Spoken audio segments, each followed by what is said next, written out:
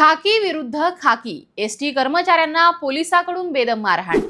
नमस्कार, मी Priyanka, I love Nagar news मध्ये आपलं स्वागत। एसटी कर्मचाऱ्यांचा प्रवाशांसोबत वाद अथवा मारहाण होण्याच्या अनेक घटना आपण ऐकल्या आहेत। मात्र खाकी विरुद्ध खाकी असा वाद आपण कधी पाहिलाय का?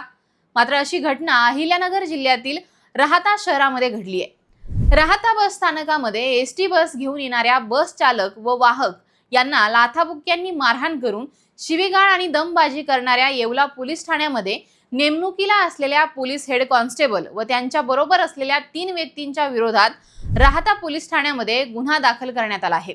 जनतेचे रक्षक समजले जाणाऱ्या पोलीस कर्मचाऱ्यांनी अशी वर्तवणूक केल्यामुळे पोलीस खात्याचं नाव हे बदनाम होत असल्याची चर्चा पोलीस व नागरिकांमध्ये दिसून आली आहे। याबाबत राहाता पोलीस ठाण्यात बस कंडक्टर बालाजी बोरगावकर व चालक विकास मुंढे यांनी दिलेल्या फिर्यादीत म्हटलं आहे की रविवारी 1 मार्चला सायंकाळी 5:30च्या दरम्यान राहाता बस स्थानकामध्ये एसटी बस घेऊन येणारे चालक विकास मुंढे व कंडक्टर बालाजी बोरगावकर यांना सध्या येवला पोलीस ठाण्यामध्ये नेमणुकीला असलेल्या पोलीस हेड कॉन्स्टेबल फकीरा तोताराम थोरात व सार्थक संजय बनसोडे आणि त्यांच्याबरोबर असलेल्या 2 व्यक्तींनी शिवीगाळ करून लाथाबुक्क्यांनी मारहाण केली। तसेच बस चालक विकास मुंढे यांच्या सरकारी गणवेशाचा खिसा त्यांनी फाडला।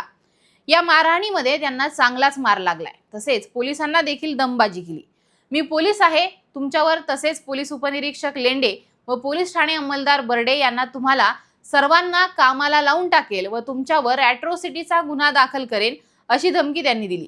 फिर्यादी हे शासकीय कर्तव्य पार पाडत होते, मात्र त्यांच्या कामामध्ये अडथळा निर्माण केल्याचं राहाता पोलीस ठाण्यामध्ये पोलीस हेड कॉन्स्टेबल फकीरा तोताराम थोरात व त्यांच्याबरोबर असलेल्या 3 व्यक्तींच्या विरोधात गुन्हा दाखल करण्यात आला आहे।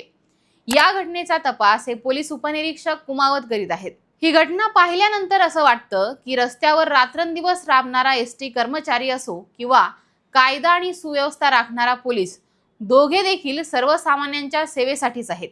पण अशा प्रकारे कायद्याचे रक्षकच जेव्हा भक्षक बनतात तेव्हा प्रश्न उभा राहतो की सामान्य माणसाने न्याय नेमका कुणाकडे मागायचा।